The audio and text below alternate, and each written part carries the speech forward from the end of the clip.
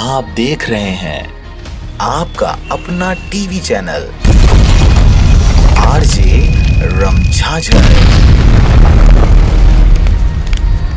जज्बात के रंग, भरोसा के संग।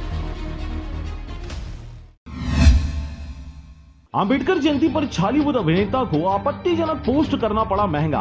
बड़ी संख्या में लोग थाने पहुंचकर दर्ज कराए एफआईआर। खबर है बिलासपुर जिला के मस्तूरी क्षेत्र का, जहां पर 14 अप्रैल को सोशल डिस्टेंसिंग का पालन करते हुए अंबेडकर जयंती मनाया गया। तभी छालीवुड अभिनेता सतीश साव धुर्वाकारी निवासी ने सोशल मीडिया में अंबेडकर जयंती पर आपत्तिजनक पोस्ट कर संविधान निर्माता भारत रत्न डॉक्टर भीमराव अंबेडकर को गलत ठहराया। पोस्ट सोशल मीडिया में आग की तरह फैल गई और कई लोगों ने छालीवुड अभिनेता सतीश साव का विरोध करते हुए पोस्ट भी किया।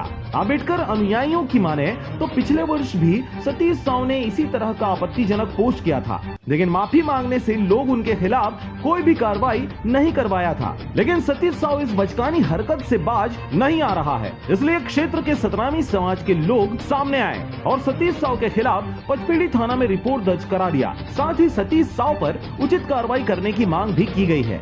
बिलासपुर से रविंद्र टंडन की रिपोर्ट, आरजे रमझाझर।